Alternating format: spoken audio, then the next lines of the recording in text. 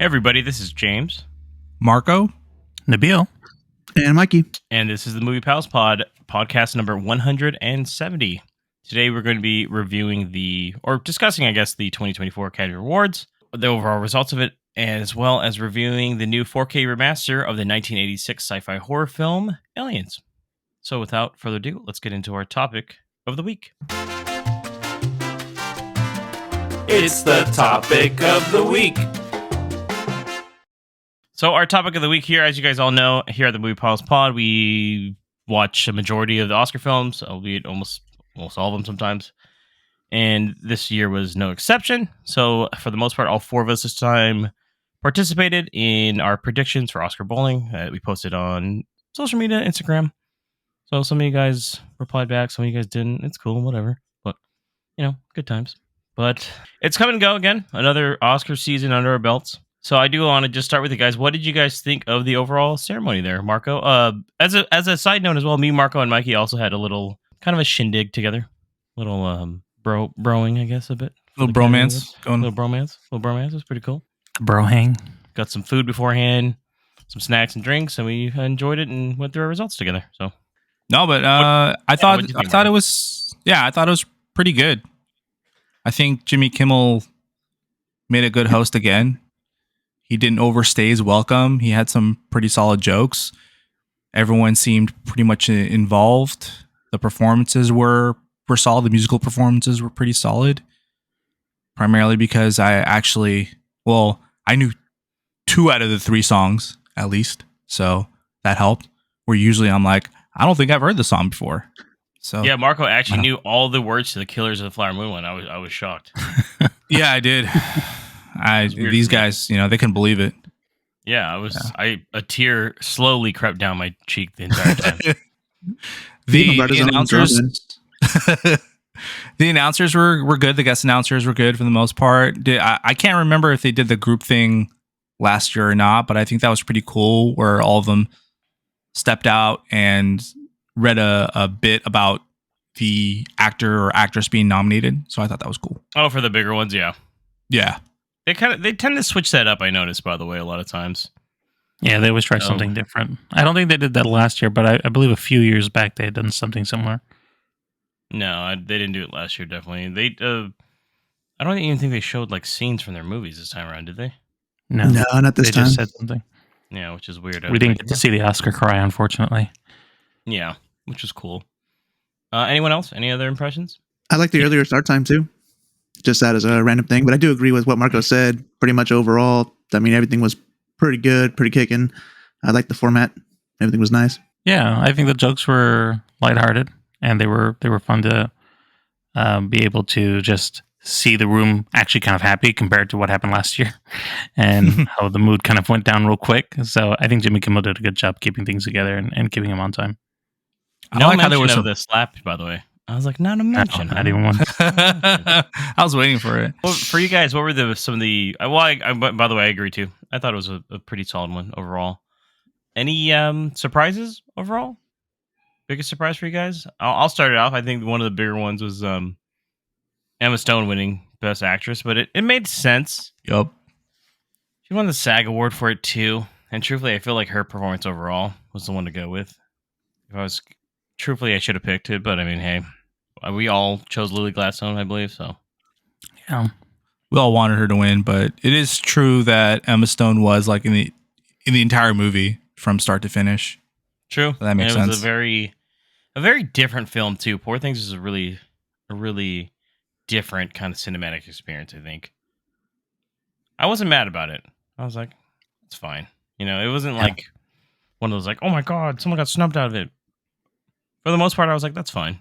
I understood, so. I like the just Ken performance. I thought I was surprised at how big of a production that was compared to the other musical performances, and I think that went really well. Yeah, I think that's also a big one too. Is Barbie didn't win shit. I won Best Song. Thanks. Oh yeah, they really were vying for the best song when they made that movie earlier this year. Yeah, I couldn't believe that either. I was like, damn, dude. It's just tough.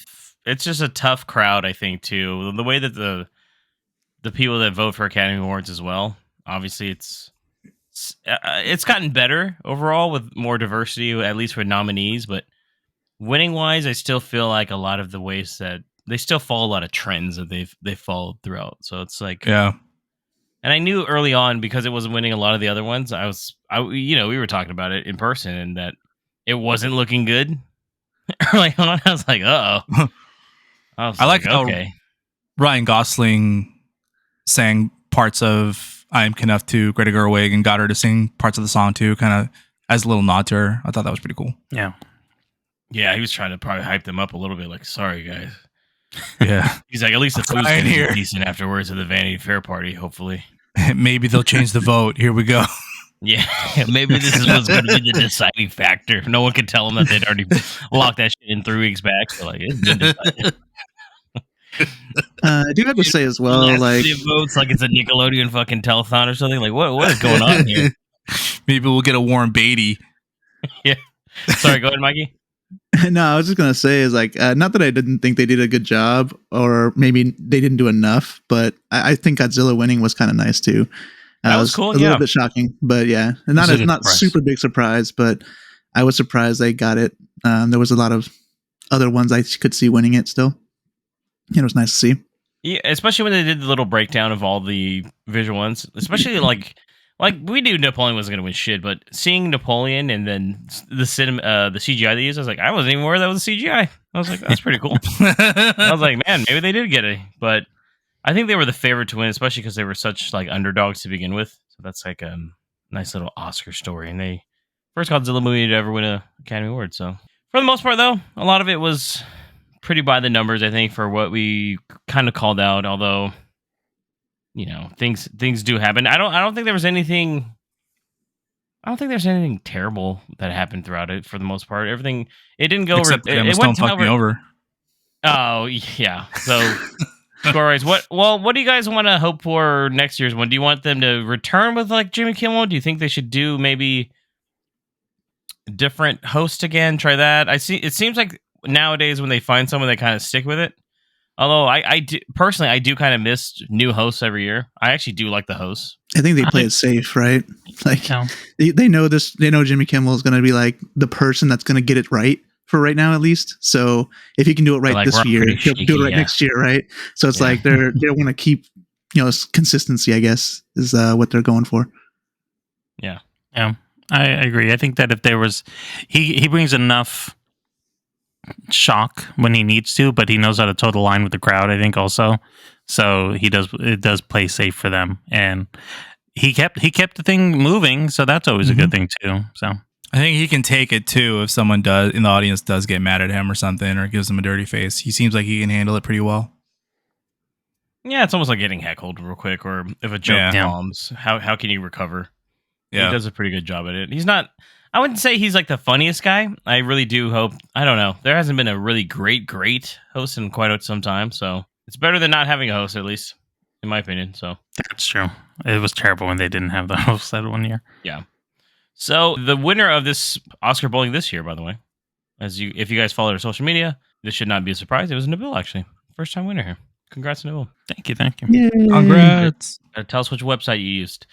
Let us know, by the way. So every year we do have it where the winner of this can either assign a movie, one movie for everybody. This is our first time doing it with 4 people, so I don't know if you want to do one per person. But Nabil, I know you do have an announcement for our Oscar quote unquote punishment, I guess. I wouldn't call it a punishment this year, and I don't think we've done a punishment in a while. The picks you've picked for us from the other years have been really good too.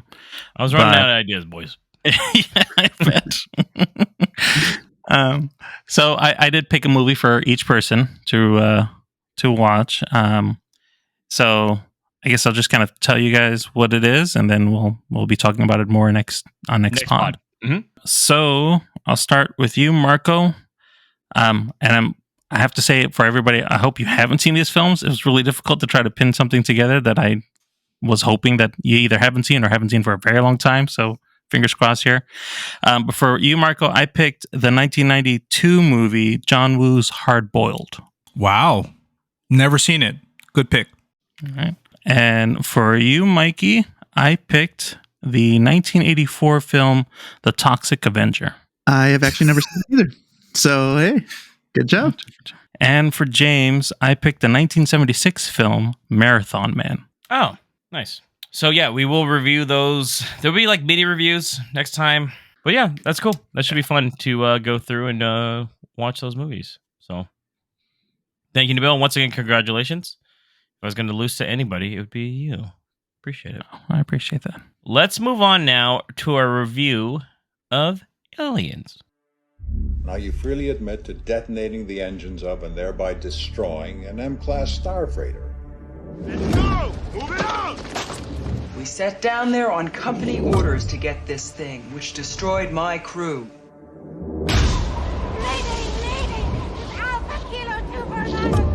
A creature that gestates inside a living human host. Yes. You're going out there to destroy them, right? Not to study, not to bring back, but to wipe them out. That's the plan. Who's Snow White? She's supposed to be some kind of consultant. Apparently, she saw an alien once. Whoopie fucking do. What exactly are we dealing with here?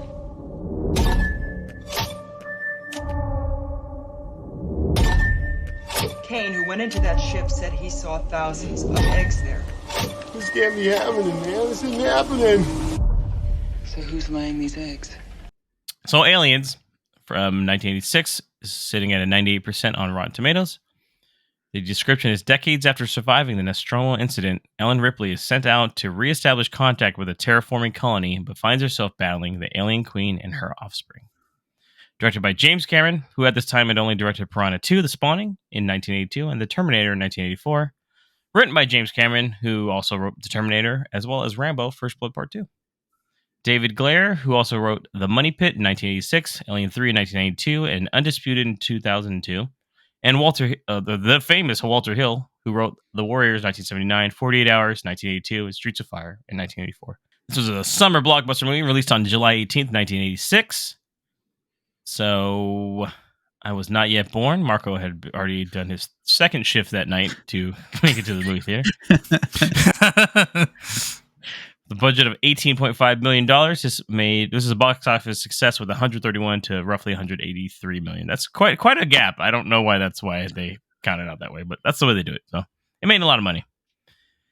This stars Sigourney Weaver as Ellen Ripley, Michael Biehn as Dwayne Hicks, Paul Reiser as Carter J. Burke, Lance Hendrickson as Bishop, Carrie Henn as Rebecca Newt Jordan, Bill Paxton as Hudson, William Hope as Gorman, Rico Foss as Frost, and Al Matthews as Apon. Sorry. I'll start with you guys. I'm pretty sure we've all seen Aliens before, right? Yes. Oh, yeah. Yeah. Pretty safe bet. Numerous times. Oh, we know, Marco. I mean, I'm wearing an alien shirt today, by the way. I see. Ooh. You got the... You guys got Why'd the you take it off, though? I'm sorry, the xenomorph in Fortnite. What was that? You guys have the xenomorph in Fortnite too. Yes, and Ellen Ripley. So let's start with you then, Marco. So did you see this?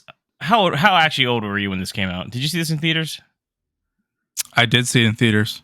Holy fucking shit! I'm just kidding. I was like, dude, weren't you like 3? I was 3. I was 3 when this came out. You were like, no, I mean, you can speak like, I want to watch the aliens, please, mama. Yeah, I saw this movie probably when I was 5 years old, 5 or 6. Okay, first time. Yeah, pretty wild. Okay. I know. Was it like one of those ones that you rented a lot too? Yeah, one of those I rented a lot. I think I owned the VHS at some point. Would watch it on TV when it was on, despite the many commercials. You know, it was always like on TNT or TNT, definitely. Yeah, something. A very edited down version. Yeah. What about you, Nabil? What's your history with aliens? About the same. I didn't watch it in theaters, but I don't think you did either. No.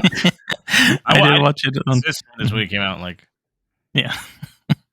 I saw it on HBO quite a bit. A lot of us had that black box, so we got a chance to see that as often as I could. The special edition specifically, I owned the version, a Blu-ray version. That's when I first saw the special edition that I can recall. I might have seen a version of it on TV as well, but from what I can remember in full was when I first owned it on Blu-ray, which I believe you got me a copy of that collection.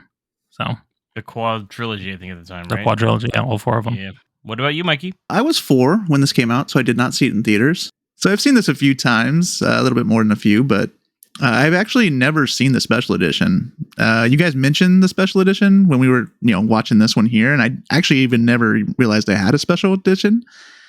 And I went back to some of the ones I have the digital version before, and I just didn't ever realize that it was actually on the digital version. I would have watched it a long time ago, but I think it defaults to the theatrical. That's why on the digital. It does, right? yeah, yeah, yeah. So I've never seen that one, but it was nice watching it this time. I enjoyed it. Yeah, it adds a couple little things to it. I actually didn't see Aliens until I was in high school, maybe, or college. Maybe. Here we go again. I'm just letting you guys know. When I was a junior or senior in high school, that's when I really started getting into movies, and that's when I probably watched this for the first time, because it's one of those. It's before I became like a movie nerd. Obsessed. I knew of Alien and Aliens and the sequels. I actually had seen Alien Resurrection first before any Alien movie, by the way. Back in the day, that was the one that was on the black box all the time. Because it came out, I think that came out like 94, right? Or 93? So that's right in that sweet spot of when... Because I always remember the swimming alien. The one that was just like, bad CG, don't worry, I'm swimming towards you when no one right. I know you're a robot. So that's the first one I actually ever watched. And back then, I think I'd seen parts of 3. I remember the end of 3 where she's in the lava. So near the end. And as a kid, did not understand any concept of it. But yeah, I watched this later in life. I really liked it. It's a solid, it's a solid movie. And then I saw the special edition. I think the last time I saw it was with Unibill before Prometheus came out. We watched we were binging through them. We watched all the Alien movies 1 through 4, and maybe we watched the Alien vs Predator movies for no reason. I don't recall. We saw time and we were like, okay, we might have. We're like, why don't we watch the special editions of all of them, bro? Oh no, look at us. And then that's probably the last time I saw it. So it's been that's a while ago too, if I recall. Was it 2012 when Prometheus came out? So. 2011, something like that. Yep. So I remember we binged them all. We watched all the special edition versions because there's even a director's cut of the first movie too. So, yep. But yeah, that's my history of the Aliens though. But overall, what did you guys think of the rewatch? Start with you, Mikey. I liked it. It's a really good movie overall. Like it's got good storyline. It's got good characters. Yeah, what works for you best then with that, Mikey? Yeah, I just think it does a good job of like kind of paying homage to the first one and kind of having the same feel and vibe, but still making it an action movie. So it bridged the two genres together very well.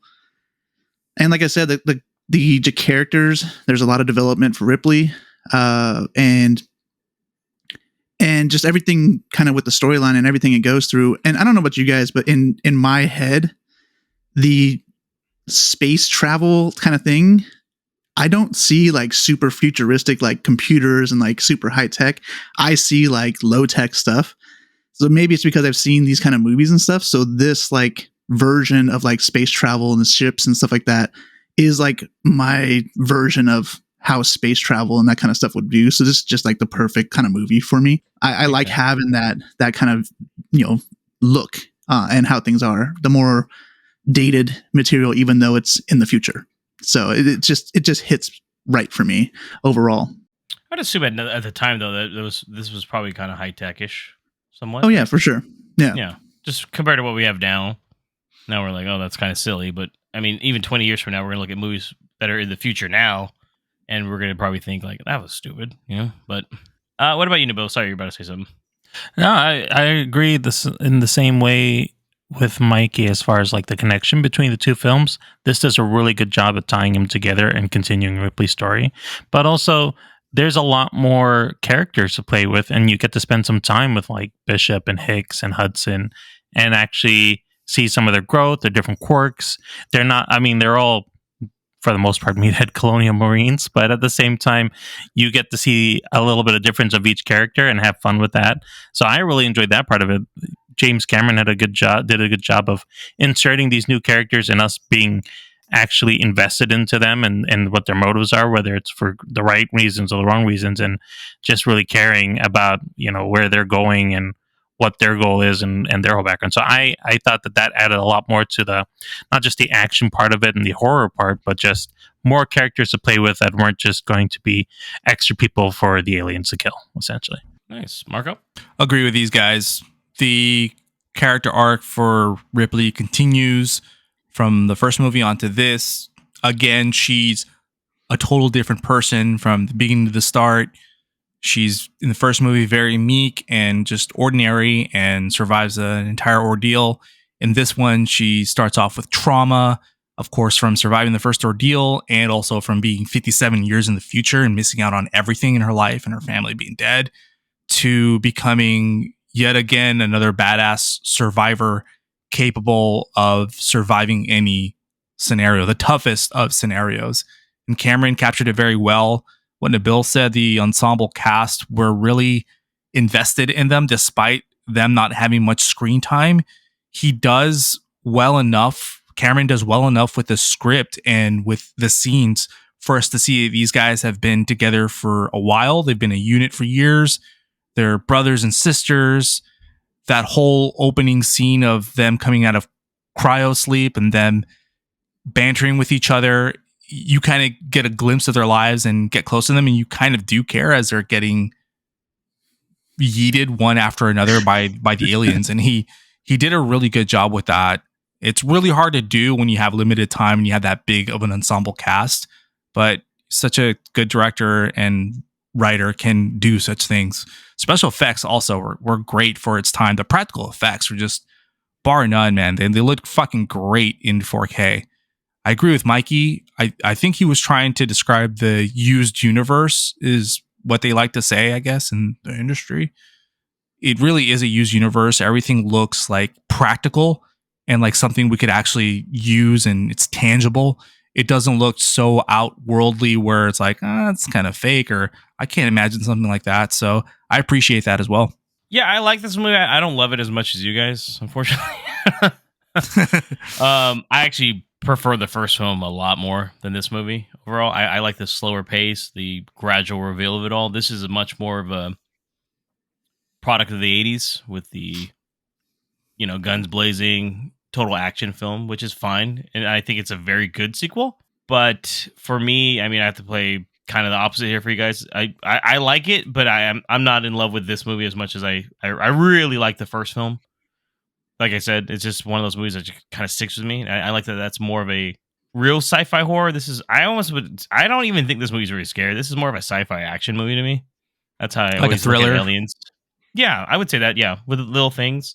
But yeah, I'm a big James Cameron fan, and I do like how he takes the cast. And although, I didn't connect with any of the Marines, quite frankly. It comes down to Sigourney Weaver, Newt, and who's Hicks, basically, by the end of it all, to me, really. Those are the three main characters. And I guess Bishop, really. And then the alien queen. She's all big and shit, so. Hi. But she's like, hello. Hi. Oops, the big sharp beef. Missed you there. Oopsies. Right? So, it's cool, though. They're just kind of cannon fodder. The Marines, really, that's what they're there for. It's just move the story along. And truthfully, in my opinion, I think the movie is a little too fucking long at 2 hours and 35 minutes. I do not think this movie needs to be 2 hours and 35 minutes. And that's even with the 12 minutes added from the special edition. It only adds 12. So we're still looking at a 2 hour and 20, a movie that could have been cut a little bit more. There's a scene where they are literally just going through the ammo count of these guns. And I was like, I don't think we fucking needed this at all. Like, we get it. They did it for one hallway, and then they moved to the next hallway. I was like, oh, they're going to do it again. Oh, okay. That's cool, I guess. It's a James Cameron staple. Let's make he loves to be detailed. But I think it also shows the state, what they're up against. Like, we saw them unload on these aliens and didn't even make a dent. And it's like, oh, we're left with which a is fraction fine. of that. They show it like, oh, the first guns all run out. They're like, oh, no, they're burned out. And then, like, they're like, oh, what about Hall B? And then they go to Hall B, and I'm like, I think we got it with Hall A already. Like, I don't think we need another hall there. But that's true. fine. They could have combined those two and just have like each a hall 5 or 6, 7 minute scene. I was like, oh my god, this is not part of the special edition. This is part of the normal cut. Holy shit! But he's not quite yet there though. This is not the James Cameron quite yet. This is very early James Cameron. For me personally, James Cameron only just goes up and up and up. So it's That's a compliment, really. So it's still a lot of fun though overall. Like just getting into visual effects and production design, like you talked about, Marco. It looks great. There's a lot of little things here that shows up in future films, especially of how he uses. James Cameron's always been big on special effects, using somewhat practical effects, but also using the best technology of the time. This movie also, you got to remember, because this is a special edition one, this is cleaned up quite a bit compared to the original cut of the film. That's why there are green screen moments, but they have cleaned them up. I don't know if you guys could tell. The original cuts look a lot worse with the black lines around them, just like the Star Wars original trilogy. That's a whole other story. But he used a lot of rear screen projection that they cleaned up in this one. There's even you can tell there's scenes where it's obvious matte paintings, but it's very traditional how it's shot. I think it's actually, truthfully, for a movie that is almost 40 years old at this point, it holds up pretty well still. What did you guys think? No, I was going to say the same. I agree completely. I was actually stunned to see how well the sets were held up for this film. I was talking to my wife about it and just thinking about how a film 40 years ago almost looks like it could be shot today almost, compared to some of the other films we see that are heavy CG. I think it is the mix of practical and then the matte painting and the backdrops, but then the camera tricks that they're putting in, all of that helps to extend the longevity of this film to keep it feeling really grounded. And to your point, James, I agree. I don't think it's really a full horror film. But the sci-fi aspect of it really holds up with these crazy sets and the alien designs and everything else like this. And maybe it is partially because of the cleanup in the special edition, and I know we'll talk a little bit about it more, but the 4K remaster really helped show how for lack of a better word, how beautiful this film looks when you're just looking at it. I could see the pores of Ripley in some of the scenes, and I was surprised at how clear it was. So yeah, I think it was really well put together.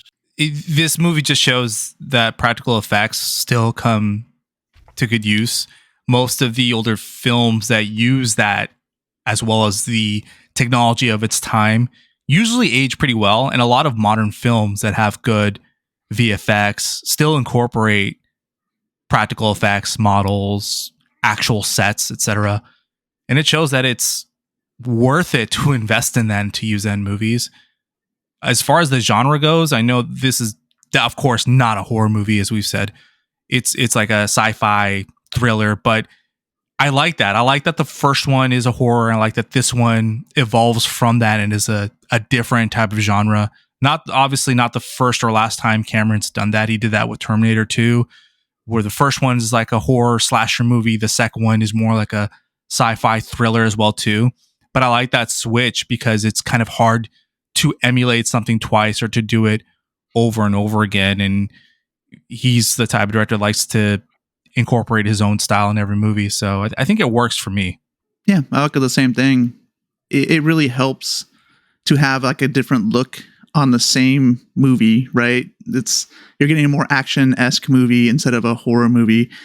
And while it still keeps the same essence, it gives you another point of view of how the world is and that kind of stuff. So it really just kind of gives you just a different perspective and how everything could happen. And yeah, while it's not horror, it still has a little bit of horror elements. It just doesn't kind of reach the peak that the previous movie did. So I agree with what everybody else is saying. Practical effects as well. Just kind of touch on that real quick. You guys pretty much said everything I was going to say, but I just like how they just blew up a bunch of mannequins. You could just tell in some of the scenes that they were just body parts just flying all over the place. And they just made these huge mannequins they could just blow up basically a whole bunch of times. It was great. That's good though. Yeah. So, we touched on Sigourney Weaver's character development. Were any other characters, anybody else stand out to you guys? So yeah, I like Hudson. It was kind of crazy. He really kind of had the Doomsday feel, even from the very beginning of the movie, because they're flying to the planet, and he's already hey, we might all die out here, and everyone's shut up, man. But he does it through the whole movie, And originally I had remembered him doing that just at the end when he gets scared, but it was nice actually seeing it from way in the beginning of the movie. Like, it's just how he is about everything. Yeah. So I just liked it. He was kind of like a different character than everybody else. All the different Marines were all similar except for him. So I kind of like that adjustment. The jokes too that kept backfiring on him were hilarious. He tried to crack a joke on someone and they just throw it right back at him. Yeah. Any other characters? Nabil, you were going to say something? I was also, I was going to add Hicks in the conversation too, because you don't really get much of Hicks at the beginning of it, and then like the last, I'd say second to last part of the half, and then onwards, he's just here as a part of the film because he's got to step up. And it's at first you just see him as he's sleeping on the job. Essentially, he's not even involved in anything, and suddenly he just steps up. So I think it's an interesting choice for the character where you don't get to know much about him, but he's respected, and then suddenly he's just like the leader, and they're with him. I'm saying he must have been really good friends with fucking James Cameron, right? He's in because he was in the Terminator as well. He's in Terminator. He's John Connor.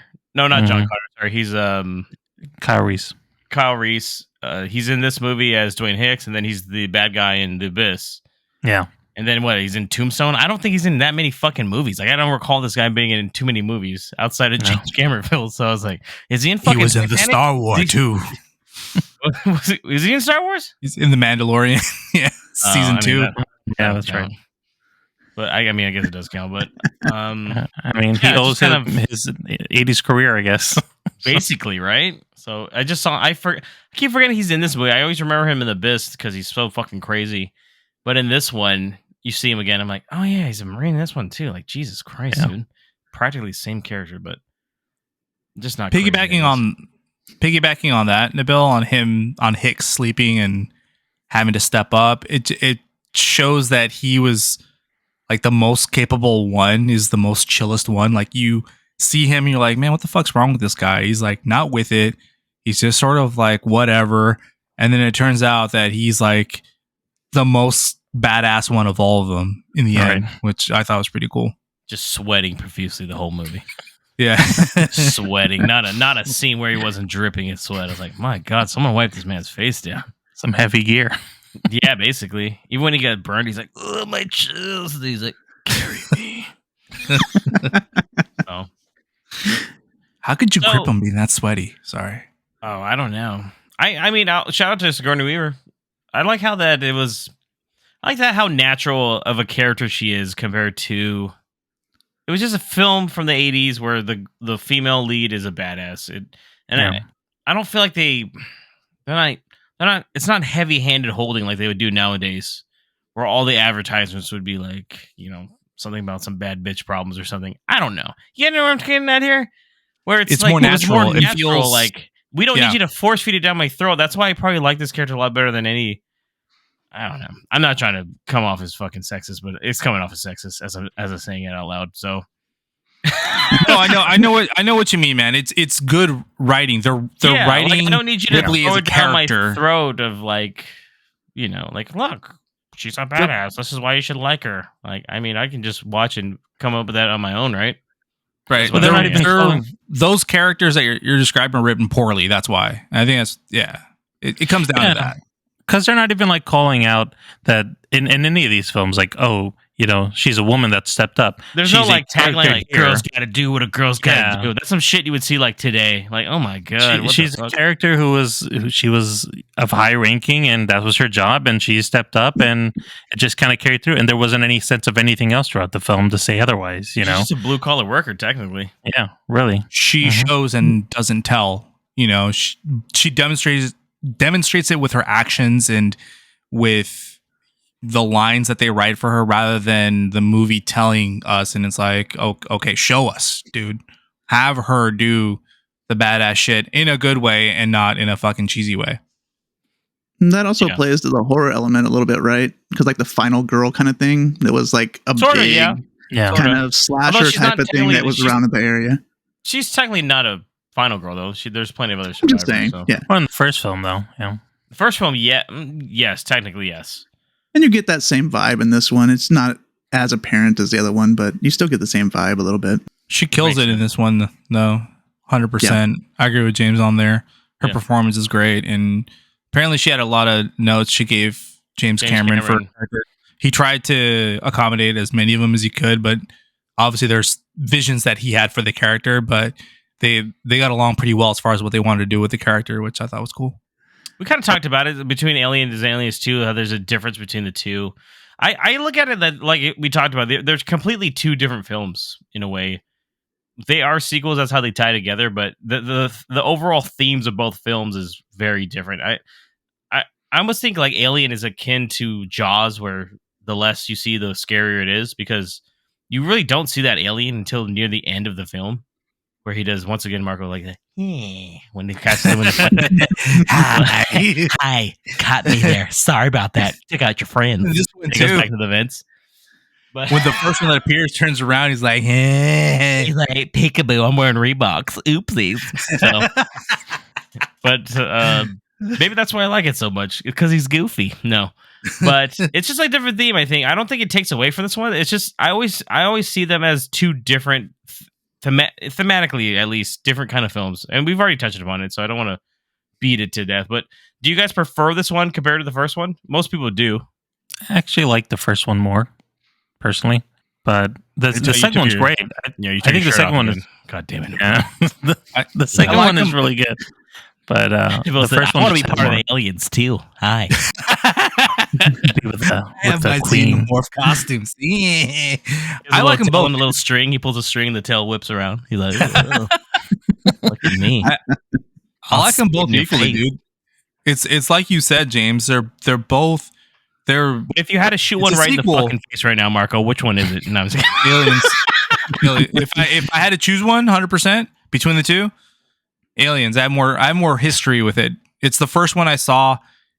I have so many memories watching this movie and like going out with my friends, and we're the freaking Marines fighting the aliens and stuff. It was part of my youth. So yeah, even though I like both movies the same, they're both different genres. So Marco shot Alien in the face. What about you, Mikey?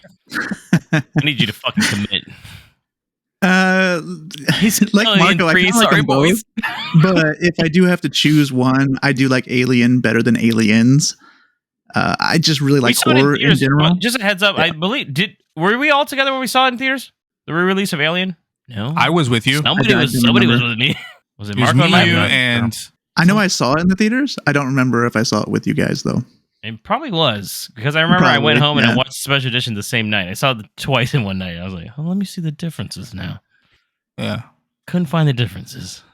It was like a Fandango event or a Fathom event, I think, right? Fathom, yeah. Mm-hmm. Yeah, Mikey, I think you were there. It had to be, right? Because it's Fathom events don't play every day, so. No, and that was like a special, like, hey, I've never seen it in theaters. Why don't we go check it out? Yep. I think that was for that 45th anniversary. It's got to be longer, right? Something it's 79, like that. So yeah. I don't remember which one it was, but it was. Unless we saw it in 2019, then that was technically the 40th anniversary, right? I think that actually makes sense that we saw that. It was the before the dark times again. The before the times are dark for us. We don't. Very, very cloudy. It's a very memorable moment, dude. I love that we went to go see it. Yeah, and that was a really cool theater experience. I wouldn't mind. I've never seen Aliens in the theaters, so that'd be cool to see. Yeah, they don't exactly do alien marathons, do they? Where they're like, Alien, Aliens, Alien 3, Alien Resurrection. They're all coming back. Someone be like, ew, what? The people would only see the first two. The next three, the 3 and 4 would be just fucking like a no man's land, and they're like, no one's here. What's going on? Yeah, I watch Alien almost every year. Aliens every couple years. I haven't seen Alien 3 or Alien Resurrection in like 20 plus years. Put the gun away from shooting aliens and put it back in your pocket. God, I saw Alien 3, but I saw the director's cut. Just not so long ago. That one's the one where... Yeah. Is that the one with the white alien? It's not white. It's just instead of a dog, it's a mule that it infects. Or something, right? Yeah, an ox. It's an ox that it infects instead of a dog. Looks different. That's why it has the bull head looking. It's got the big head, right? Yeah, and it's definitely more graphic too. I remember that one's pretty. That was pretty wild. Who directed? It's not David Lynch. It's David Fincher. David Fincher's first movie, but he took it over from someone halfway through, right? That's why it's a mess. He got fucked over. It's not the director's cut it doesn't make it spectacular, but it does make it better. We've seen it. Trust me. So, we've seen it. I have a soft spot for it. We'll take a weird path one day. Dude, that's the first Alien movie I saw in theaters. That's why I have a soft spot for it. Oh, I understand. Yeah. So you guys, I guess you guys were fans of the 4K transfer, huh? I was. I obviously you have stronger opinions of the other way, but I didn't. I actually really liked what it looked like, and I haven't seen it since we saw it last together on Blu-ray back in the day. So that was on a 720p TV, and a whole bunch of other stuff. So I'm watching it now, and I felt that it was much better, and really was in awe of what it looked like. But I don't have anything better to compare it to, I should say. I think it looked great. It was crisp, clear. The characters, as they were sweating, it's like how James says, "I could smell them." So I thought it looked great. Gotcha. You guys are early in your 4K love. I will guide you along the way. So I will say. Oh, go ahead. I will say I've seen a movie recently that looks better in 4K, but I saw that one on disc. This movie, if you got to look into how they did this, they use AI upscaling first of all. So James Cameron, director approved, quote unquote, this one, but this is a really sloppy transfer for 4K transfers. Once again, we only saw the digital version, but I heard this version is not any better. So we all got screwed over on delivery times, as all of the United States did, from the sound of it, because nobody got this movie on time. So I don't know who the fuck watched this on disc. And do not buy it on eBay for $80 that people are selling it right now. FOMO's kicking in for a lot of people. Hold off. It's fine. They'll come back in stock eventually. But the movie uses something. The DNR is used heavily in this. That's digital noise reduction. This is where they are getting rid of film grain, which is the natural way this movie was shot in. So you get these. It cleans up everything. But the bad part is that it smooths out. So there are some good scenes, though. I'll start with that. There are some close-up scenes where you're talking about seeing pores and such. That looks fine. But whenever there's scenes that are showing full characters, especially in the beginning where Ripley is getting interviewed, it looks so bad. Her face is waxy the entire time. It just takes away from everything. Everything is just one clean shot of her with colors. Background has no film grain to it at all. It looks fucking terrible. This is one of the worst 4K transfers I've seen in quite some time. Since technically... Even Terminator 2 looks like dog shit. That's another one that needs to be cleaned up too. Piggybacking on that, James, some of the characters in the background, when they're not focused on them, do look like shit.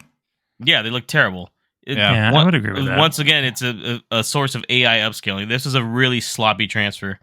Even the disc itself, people have done already breakdowns of the bit rate of it, and they just really half-ass this release, unfortunately. Which is sad to say, because... Although, at least we had Aliens already on Blu-ray to begin with. This is not like True Lies or Abyss, which were coming up for us that were never even released on Blu-ray. But the DNR in this one, unfortunately, this one looks really bad. Same with recent releases like American Graffiti look really bad on 4K. Yeah, for me personally, this, it looks good, but when you get down to the nitty-gritty, it does not look that good. If you compare it to what it should look like, it's almost kind of alarming. What they did here. They made everybody look just like wax figures at one point. To me, it was distracting the entire time. Fucking James Cameron. I don't know why he does this. This is his second or third time doing this shit to his own movies, where he cleans it up too much, where he's trying to eliminate little things like I said, background noise is a big thing. Background noise is always supposed to be there if you're shooting film. And then you get to this and it's like, dude, you don't have to make it look like it was shot on digital. Keep it natural. I'm more of a keep it what it should look like. Make it look better. The HDR barely stands out in this one for the Dolby Vision. So that's my opinion. It's pulling like a George Lucas, Kind of. Keeps tuning it, yeah. George, stop. Well, sorry. George just came in real quick. That's just the thing is hi boys. If you clean it up, then you can see the Ewoks and the Wookiees. Now, I was telling James. I'm sorry, we call him Jimmy. I was telling Jimmy that when I was in the business, that's how we got shit done. Money, baby. Oh, goodbye. Watch the Star War. It's coming out. The Acolyte. It's a preview tomorrow. I didn't write it. But yeah, I mean that's getting nitpicky. Most people, like I said, probably think it looks fine. But if you look at it in a fucking with the with the quality that we should be expecting for 4K transfers nowadays, this is not up there. This is going to come out to probably be one of the worst transfers of the year so far. All right, fuck it. What'd you guys rate the movie? Nabil, start with you, buddy. I gave this a 4-star. Just star, not stars, huh? Stars, not stars. Star. Marco, what about you? I also give this one a 4.5 star. Well, no, Nabil gave it 4, so I don't know. He said also. You gave it. Oh, I thought he said 4.5. Shit. Well, I'm going deaf, boys. I apologize. Hold on, George. What did you give it? I give it. This has a 4.5 Star War for me. The Jawa were creatures from Tatooine. Well, what about you, Mike? I gave it 4 stars. Not sorry, star. Go ahead, 4 Mikey. stars. George is talking too much there. Sorry, go one more time. I gave it 4 stars. Yeah, I gave it 4 stars too. I think it's still a solid movie overall. I don't really think there's any spoilers to talk about, guys, because we kind of went over them already. Yeah. I don't know. Is there any closing thoughts you guys had on this? Mechs are awesome, even when they're when they're slow as shit. Yeah, they're still awesome. I still love them. Dude, even the Queen at that time was like this. You got me. The sharp see-through teeth. I was like, ew, that's a lot of spit out there. I had fun watching this. I saw it with my son Xander. He'd only seen the original, so he had never seen the special edition. Obviously, my brother was with us, and we were with some friends too. One of Xan's buddies, and we all loved it, man. I will say, and this is me thinking more of the horror aspect of it, but the way it just ends with them having a happy ending. Did you think something was going to happen at the end? Yeah, I'm just waiting for something to come in the background. It's like, nope, nothing. Okay, yeah, I guess I forgot how something it just is. Does technically happen, but they don't reveal it till Alien 3. So yeah, so that was my one thing. I was like, that's I guess a nice ending. Yeah, it's just like, can I go to sleep? Can I dream? I'm like, shut up, kid. I don't know. Shit, do what you want to do. Go bipping. I hate your mom. She called her mommy. I was like, no, this now. Dang, the Bills. She's dropping you off at the orphanage later.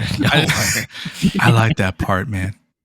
Oh, dang. They got real close. It's a connection to when her losing her daughter, and it shows her kind of making up for that. And then, yeah. Shit, anyway. Play Alien Isolation. You get over that shit quick. You play as your daughter in that movie. Just let you know. So, really solid game, by the way. Very scary. More in line with the original Alien film if you play that one, by the way. Oh, that's cool. All right, guys. So that is the end of the podcast. Thank you for listening. Marco, let them know how they can reach us. Listen and follow us on your favorite podcast service. Trust us, we're on all of them. For a quick link to all our socials, visit linktree/moviepalspod. That's linktr.ee/moviepalspod. Thank you, and make sure to smash that subscribe button so you never miss an episode on this sequel or the next. Also, don't miss us on TikTok, where we post about upcoming episodes and other movie-related things. Follow us at MoviePalsPod. Make sure to also stay tuned for our next episode, episode number 171, where we will be reviewing, well, the pals at least, we're reviewing my Oscar movie picks for them, as well as a new 4K remaster of The Abyss. Once again, I do want to give a shout out to one of our listeners, John. He's somebody that Marco and I actually work with. I know he's probably actually listening to this, so just a quick little shout out. He's been giving us some really good feedback. So once again, we're open to any kind of feedback. If you have any feedback, let us know. We really appreciate it. Thanks, John. And thank you, Nabil, by the way, for that announcement. We're going to have a great episode next one. So until next time, this is James, Marco, Nabil, and Mikey. Have a great one.